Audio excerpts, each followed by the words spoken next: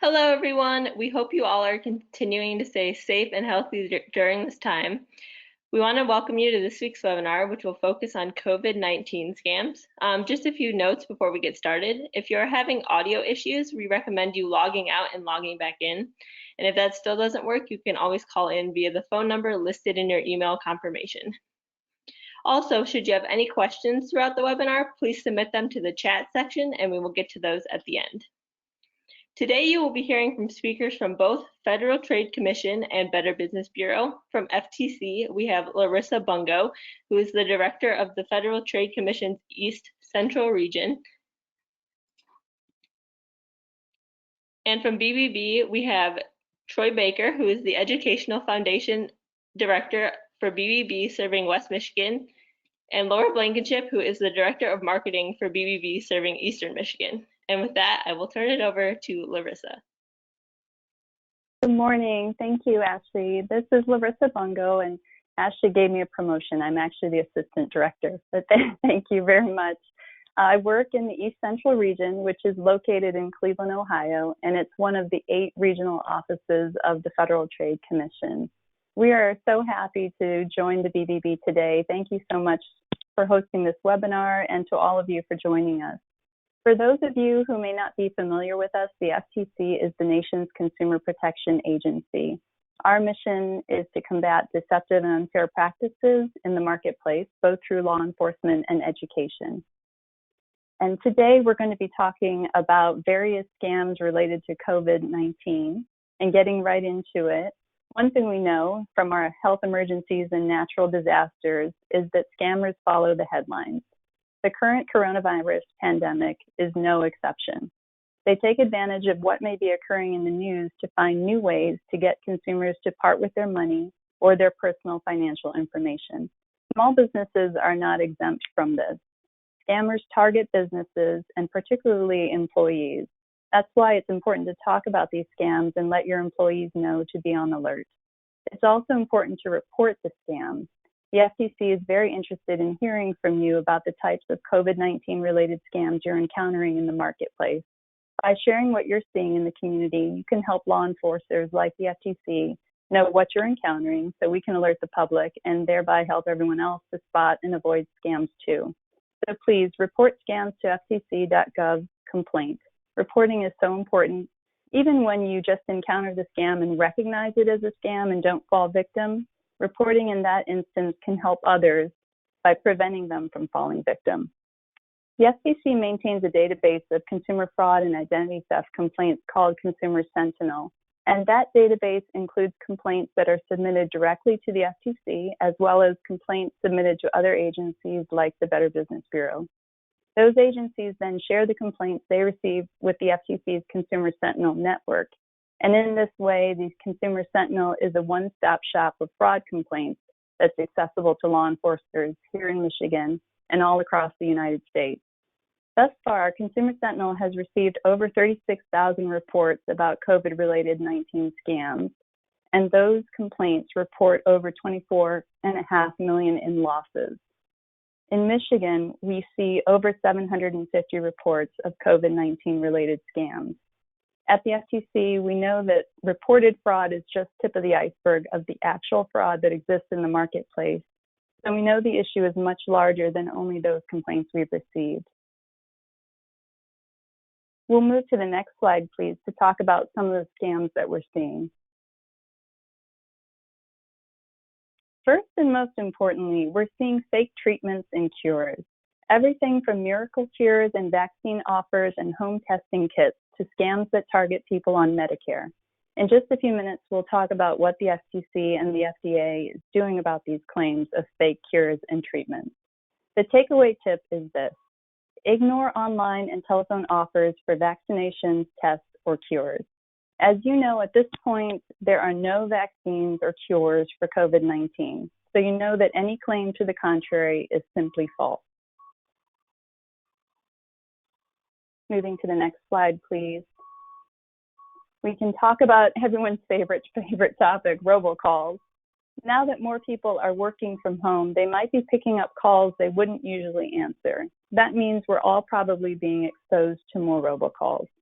Scammers have been quick to adjust their robocalls to try to take advantage of consumers' fears about the coronavirus pandemic, offering fake cures, prevention solutions, test kits, special access for Medicare recipients, health insurance, cleaning supplies, and the list goes on.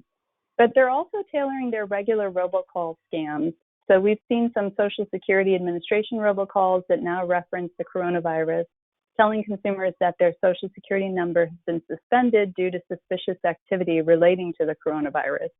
And we've seen mortgage and student loan debt relief robocalls that mention relief programs purportedly relating to the COVID-19 situation. Here's what you can do to avoid falling victim. Simply hang up on illegal robocallers. Then block the number that appeared on your caller ID using the blocking service on your phone or provided by your carrier. Report the call to the Federal Trade Commission at ftc.gov complaint. An important thing to remember with robocalls is don't press any numbers. The recording might say that pressing a number will let you speak to a live operator or remove you from their call list, but it's more likely to lead to more robocalls instead. So when you pick up the phone and are met with a robocall, just hang up. Next slide, please. We'll talk about another headline. Government stimulus check. This is definitely a headline that scammers are following. The Coronavirus Aid Relief Economic Act, CARES, provides financial help for individuals.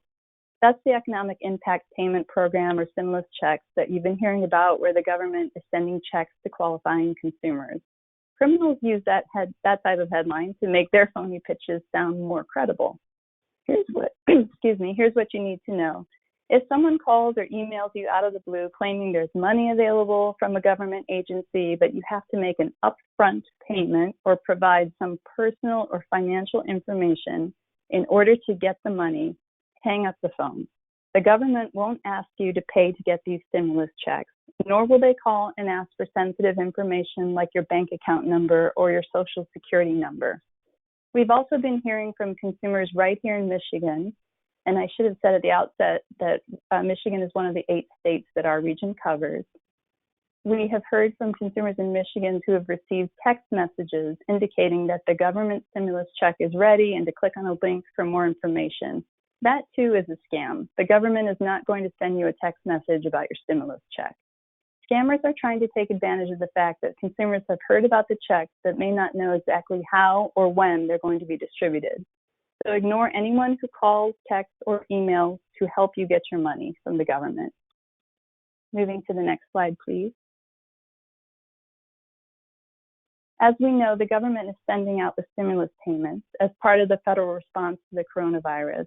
Most people don't have to do anything to get their money because the IRS will use the same payment method, direct deposit, direct express debit card, or paper check, used to send you your tax refund, Social Security, retirement, or other government benefits money.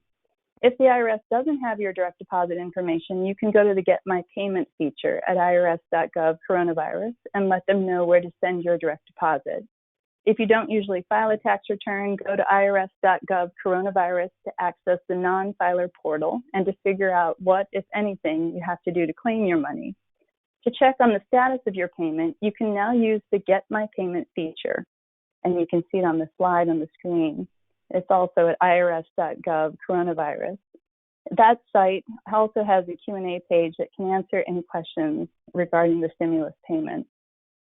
I also want to mention that if you know anyone who thinks they might be a victim of identity theft because someone has stole their stimulus payment, identitytheft.gov is the government's self-help tool to help you report and recover from identity theft.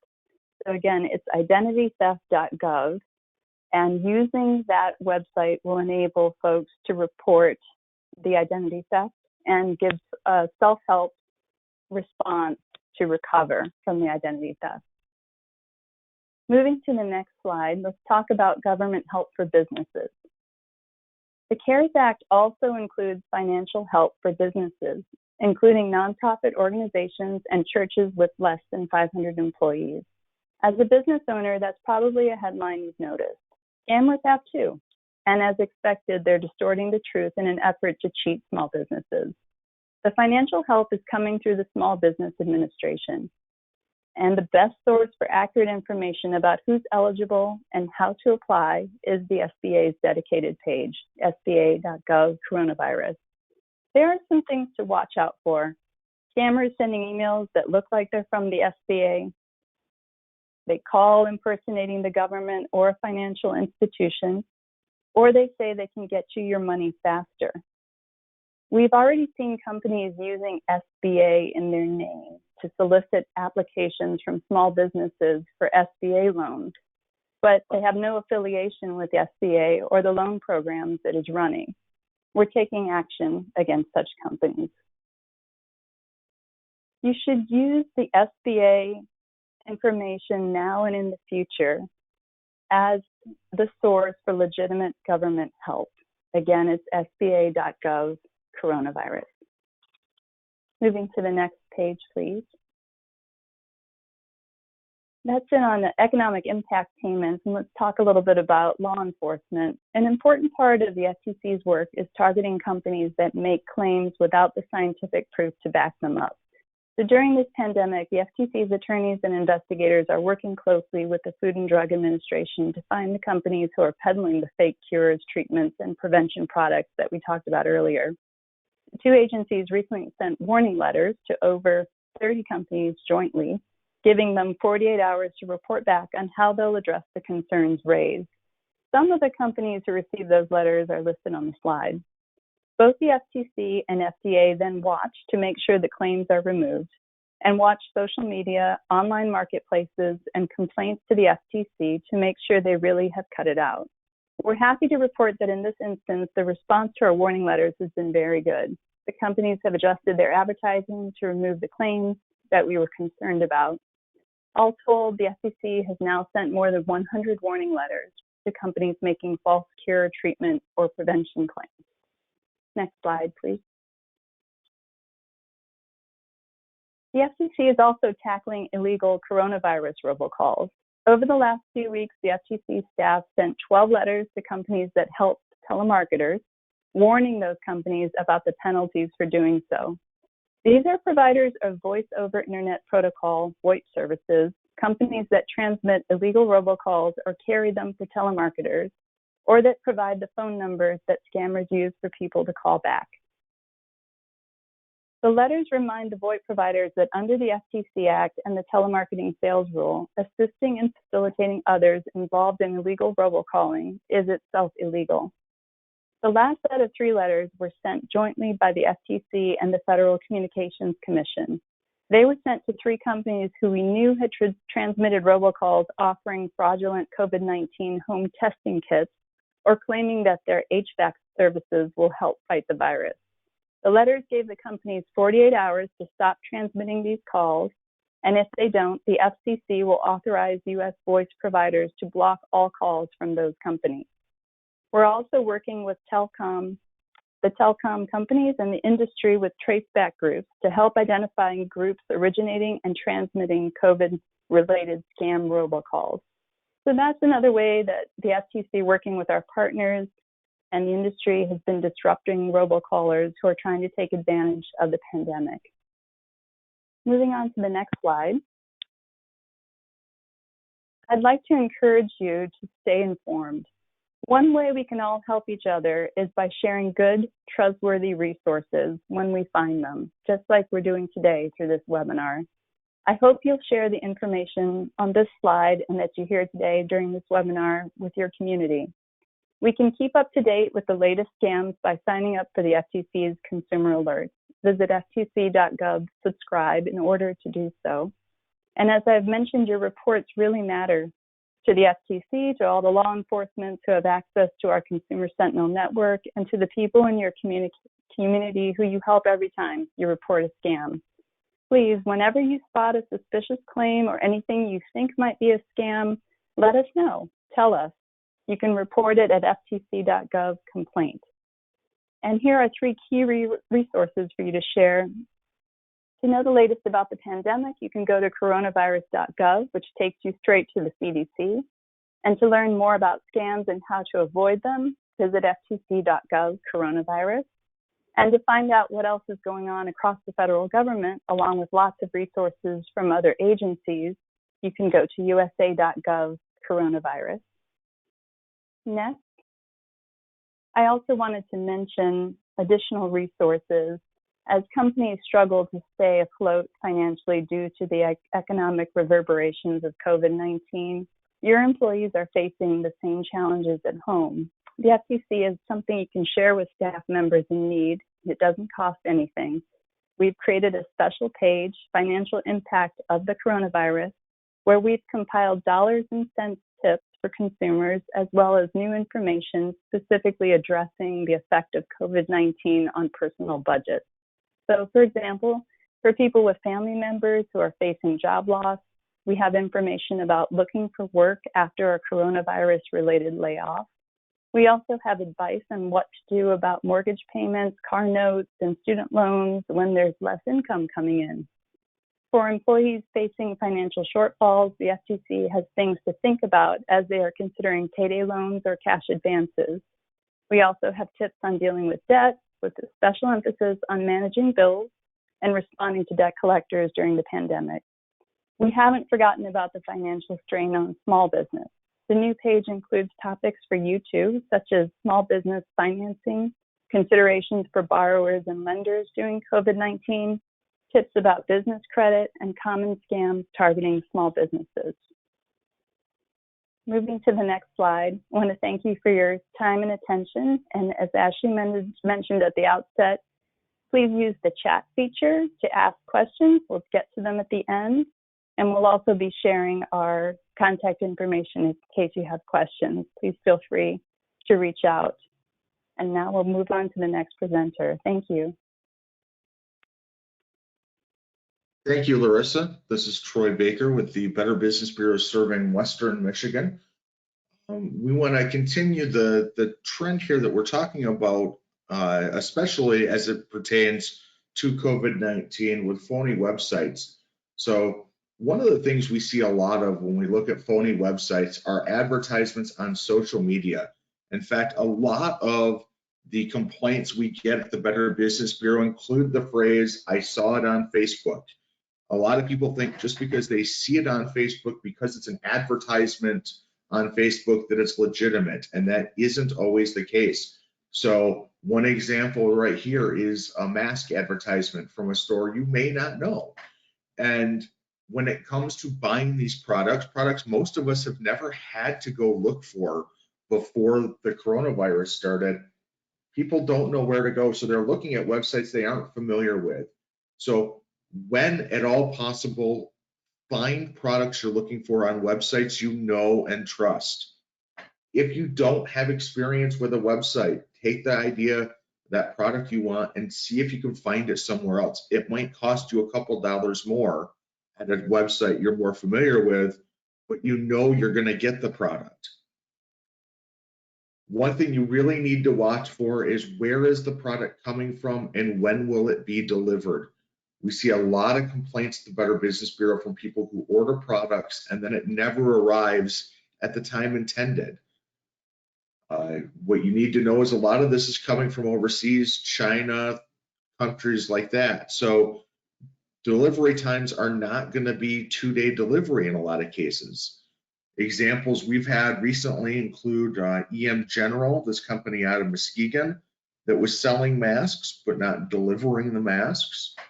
We've seen cases of websites that are offering products that can help treat or prevent coronavirus. There was a company out of Rockford, just north of Grand Rapids, that claimed that it had a patch that could help you prevent getting coronavirus, and if you had it, could help you get over it. These are all claims that are not able to be substantiated. They aren't real offers. So consumers really need to be cautious of the websites they go to. Use websites you know and you can trust. And be suspicious of testimonials. Testimonials are easy to make up. A lot of celebrity testimonials are out there. You take a photograph, make up a statement, and put it online. Just because it looks good doesn't mean it is good. So use caution when you're shopping online and use care to make sure that you really do have the right place. We can go to the next slide, please. We can talk about fake phone calls and phishing emails. So we got into the robocalls here with Larissa. There are a lot of phone calls coming in to people for a lot of different offers, asking for your credit card number for shipping and other things. Be very cautious when anybody calls you. I use my Girl Scout cookie rule. And I say, if you're not a Girl Scout cookie, or if you're not a Girl Scout, I'm not buying. It's the same rule I have when people come to my door. So just because you give me information that you want me to buy your product right now on the phone doesn't mean I have to do that. So take their information, do some research, and if you really do want to purchase from that company or take that offer, you can reach back out to them later after you do your homework. But don't buy right there on the spot if somebody calls you. Phishing emails are another big problem we're seeing a lot right now. My wife just got one just the other day, claiming to be from an energy company. We'll talk a little more about those energy scams in a little bit. But looking at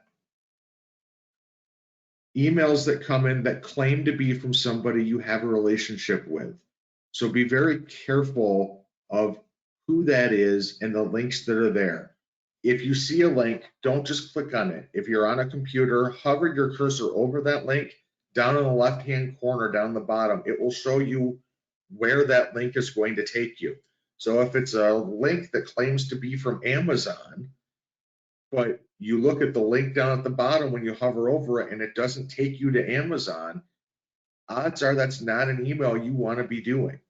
If you have any doubt at all about an email that you get, contact the company directly from contact information you already have. Don't just click on links or use phone numbers they give you. That's how you end up contacting the scammers. We can go to the next slide, please. This is one that's been around for a while, but we are seeing pop back up. This is the Blessing Loom or the Secret Sister. There's a lot of different names for it. It's really a pyramid scheme. The idea that everybody puts in a little bit of money and moves up through the levels, and eventually you will get much more money than you put in. So the idea here with the Blessing Loom is that Nate at the middle of the loom is the starting. He finds two friends, David and Aiden. They find two friends each, and then they find two friends each. And once that last ring is full, everybody in that last ring kicks in $100.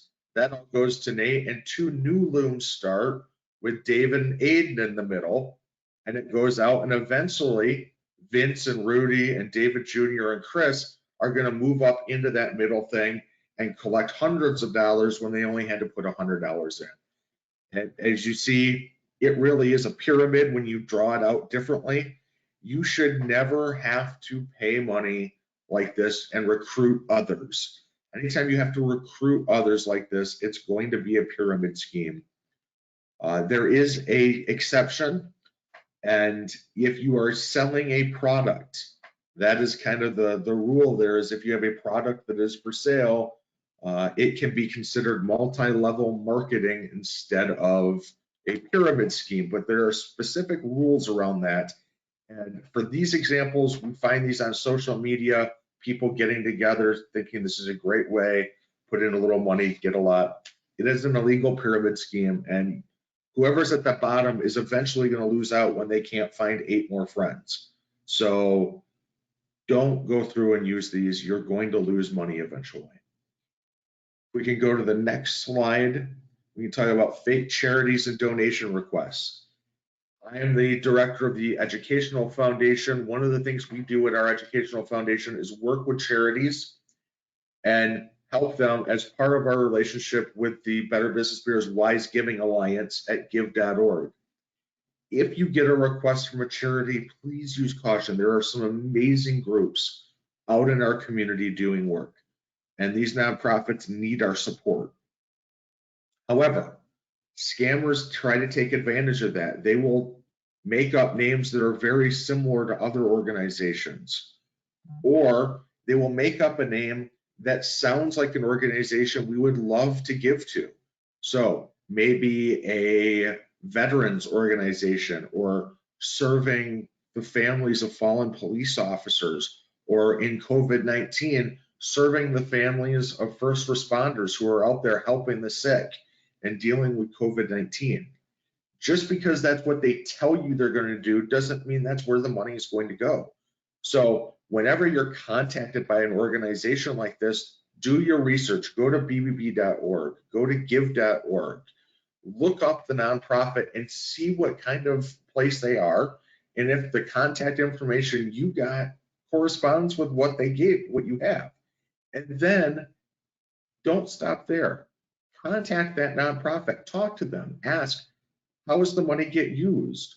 What are you going to do? How is this going to help the people that we want to help? And be comfortable with where you're going to give your money. The other thing I would caution you is to be wary of GoFundMe requests. GoFundMe is a great way to quickly raise money for small causes and small things. However, there's not a whole lot of accountability there. I used an example.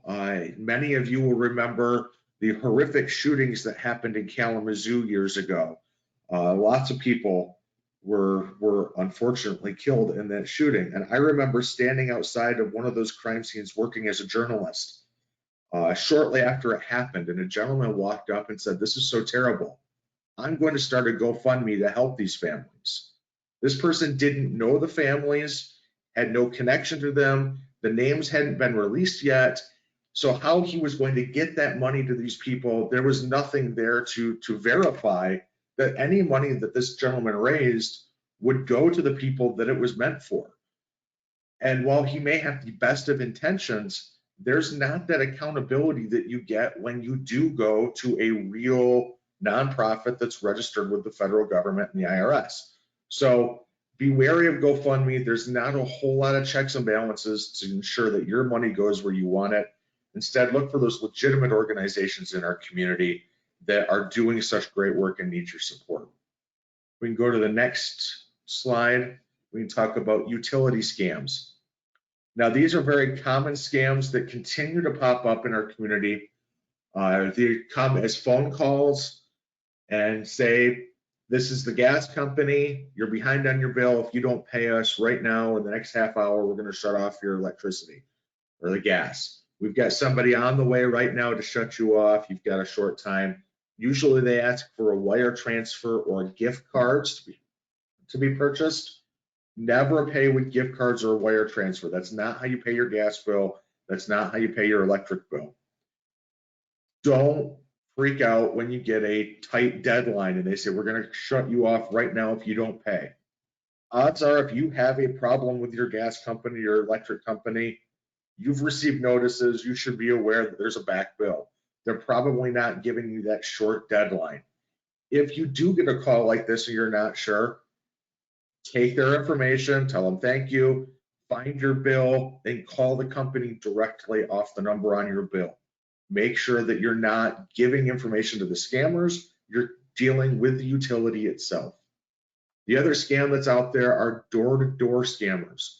So companies going door-to-door and asking you to see your bill. And there are a lot of good companies that do go door-to-door and are honest about this, but they should be honest about who they are and what they're offering. So anytime somebody comes to you and says, "I'm from DTE, I'm from Consumers Energy," you need to ask to see their identification. If that identification doesn't say the company that they claim to be, they are lying to you, and that is not an organization you want to do anything. And then don't sign anything before you have a full understanding of what it is. So that often means, going back to my Girl Scout rule, I will take your information and I will call you back if I'm interested. You don't need to sign on the spot right there. That is not exactly how it needs to work. You can take your time and make a decision. And with everything when it comes to scams, taking a step back and doing your research is the best way to stay safe. With that, I thank you for your time, and I'm going to pass it off to Laura in Detroit for the next slides. Thank you, Troy. My name is Laura Blankenship. I am with BBB serving Eastern Michigan and the Upper Peninsula. And today we're going to talk a little bit about some of the other scams that we're seeing, especially in the state of Michigan right now. Some that you may be aware of is price gouging. That's something that we've seen very largely come up since March. We even saw some coming out in February. But in March, we actually partnered with the Attorney General's office here in Michigan for a press conference in regards to those price gouging complaints that we had been receiving. Price gouging is anything that the price has increased more than 20% since March 9th. So if the price has increased over what it was prior to March 9th, then that's considered price gouging in the state of Michigan. And there is an executive order against it.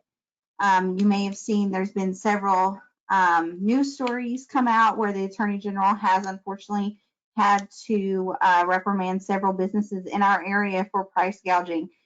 This is still a large complaint that we're seeing, and we're already into May now. So with price gouging, that can be anything from toilet paper, the masks, hand sanitizer. That was a large one that we were seeing price gouging with. Lysol, even meat products we were seeing. Now there is an exception to the price gouging order, and it has to be attributable to an increase in the cost of bringing that product to market. So that's supply and demand.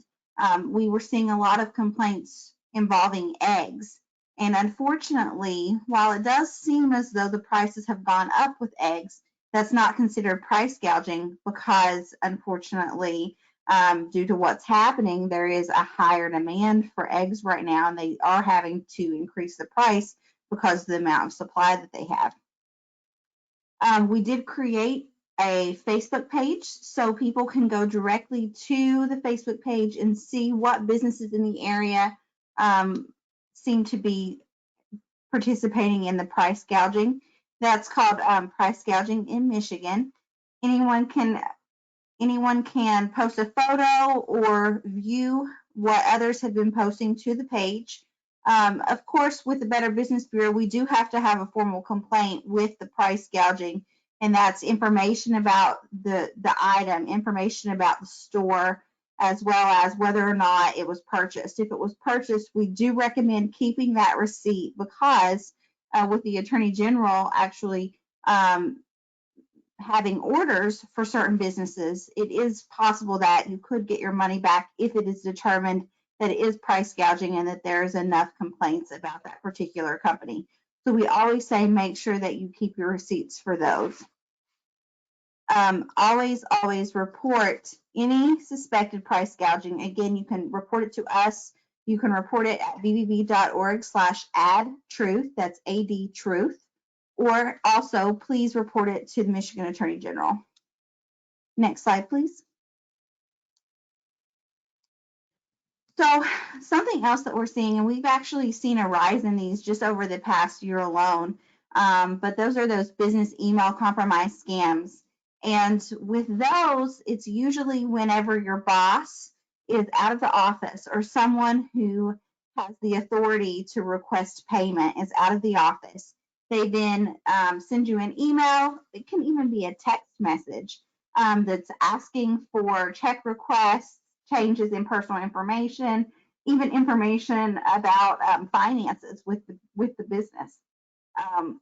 BBB actually ourselves received a BEC email back in February.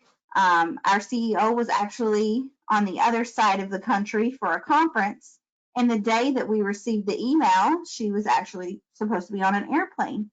So in the email, it basically says, you know, hey, I need you to contact me via this number. I need you to do something for me. And it didn't seem unreasonable. And so I just thought about it, and I sent her a text because I do have her cell phone number. And she said, no, absolutely, that wasn't from me. So even the Better Business Bureau can experience those types of scams. With that, it seemed reasonable because, one, she was on an airplane. So, you know, with those types of situations, you never know what type of app someone may be using, or if they may need you to contact them via another avenue just because maybe they don't have their cell phone or their cell phone died or something happened. But we always, always, always recommend contacting your boss. Contact that person that gave you that request.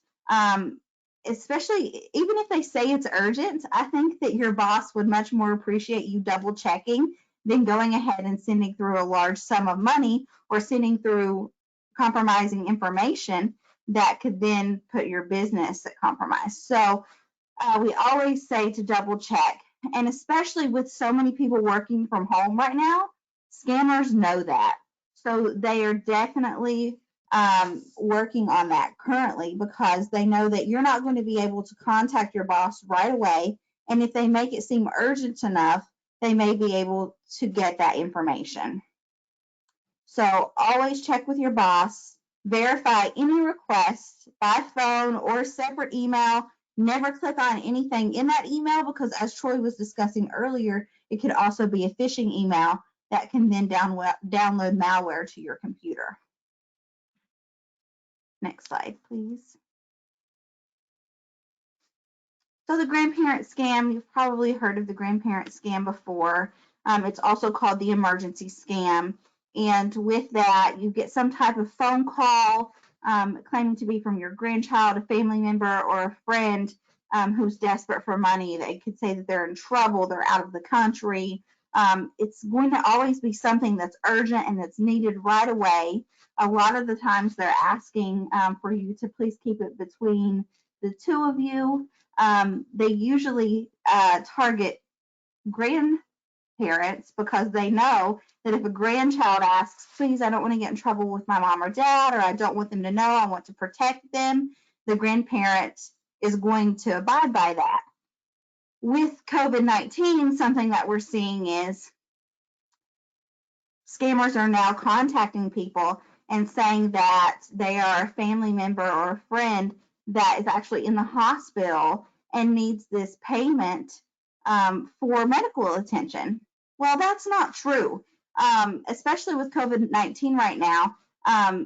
Hospitals and medical facilities are being very understanding with payment requests, and they're never going to deny you any type of medical care because you don't have money right away. Also, you're not going to just send cash or a wire transfer or a prepaid card to pay for any type of medical care. So that is a huge red flag. We always tell people to take a pause, to first resist the urge to act, verify the caller's ID by asking any type of questions about the person, something that the stranger would not be able to answer.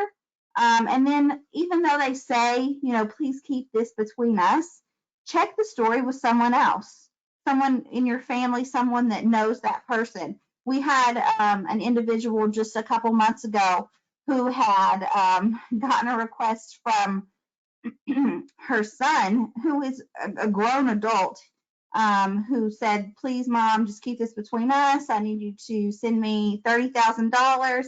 And she was on her way to do that, and she happened to call her daughter, and her daughter, you know, said, why would he call and ask for that, Mom? And so then she was able to get him on the phone, and of course it was a big scam, but she was on her way to transfer the money right then. So they ask for a large sum of money because they know that loved ones, there is no price tag on your loved ones.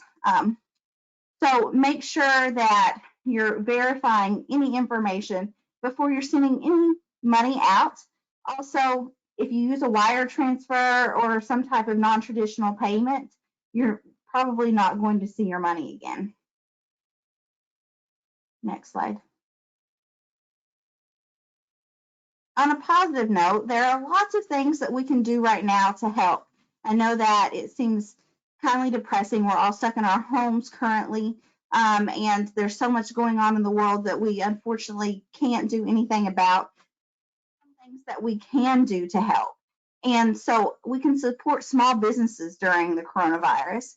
You can take a rain check, consider buying a gift card that you can use at a later date, commit to future work. So especially with those construction agencies or lawn care services, which they actually are going back to work now. And then also shop local online or get takeout and delivery. If you are short on cash yourself and that's not really an option for you, you can write a review online at bbb.org, like or share your favorite on social media. And BBB has actually created a couple Facebook pages where you can support your small businesses. So you can support what resources they have open currently at this time. Ours is supporting small businesses in Michigan, and Troy can tell you what the one is for West Michigan, because I believe they have one as well. But that's an area where businesses can also go on and talk about what services they're providing, or how they're helping the community at this time, because there's so many businesses that are going above and beyond right now to help one another, and it really is a beautiful thing. Next slide, please. So BBB Scam Tracker, this is where you can report any scam, and we have this for all across the country. And this is an area where you can not only just go online and see what hotspots are happening in your area, so you can go online and see what scams are popular right now, how the scam was perpetrated, and if any money was lost. But you can also report any scam to us, and this is a way that we get the word out to other consumers to try and prevent this from happening to others in the future. And that link is bbb.org/scam tracker. Whether you've been a victim or not, even if it was just attempted, we encourage you to please, please, please report it, because by sharing your information, you're going to be able to help others.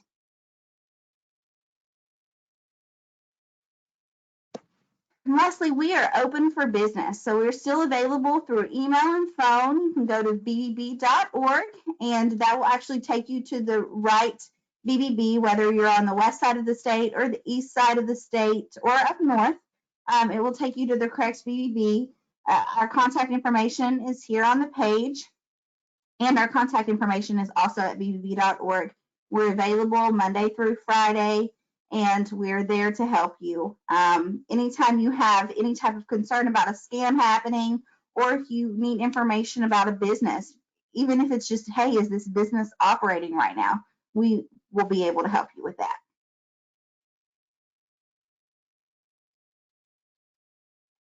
So some resources and helpful links that you might find is how to file a complaint with FTC. You visit www.ftc.gov/complaint. For general questions and guidance, you can call 877-FTC-HELP. And then they have a COVID-19 specific scams and information landing page at ftc.gov/coronavirus. If you want to find more information about a business, again, go to bbb.org. If you're looking up a charity, we have a partner organization, and you can go to give.org to find information about them with the Wise Giving Alliance. You can also file a complaint if you do see that you have been a victim of a scam. You can file a complaint at bbb.org/scam tracker, or if you need to file a complaint against a business for something that you've seen anytime, it's bbb.org/complaint. You can also submit customer reviews at bbb.org.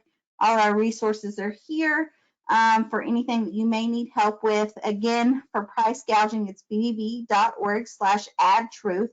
And Ashley also has all this information that she will be sending to all attendees at the end of the webinar. So you'll be able to go back and look at these resources.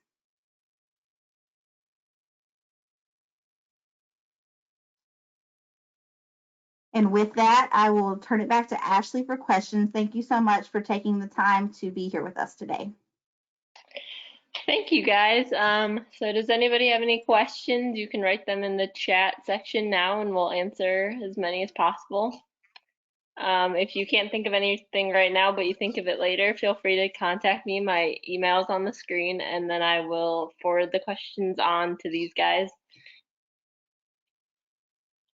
While we wait for that, Ashley, I will add in, as Laura mentioned, there is a Facebook page for the west side of the state as well. It's Support Small Biz Western Michigan. If you look up Support Small Biz Western Michigan, you can find that page and how you can support small businesses in the western side of the state.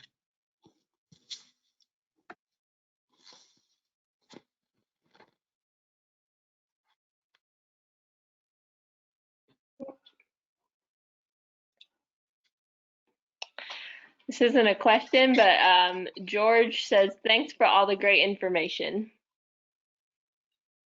Thank you, George, for listening. We really appreciate it.